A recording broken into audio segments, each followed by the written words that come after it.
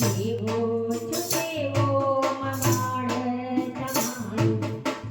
માફ કરી દ્યો મારું ભોળી ભવાની મારું બહુચર વાળા દર્શન આપો બહુચર વાળા દર્શન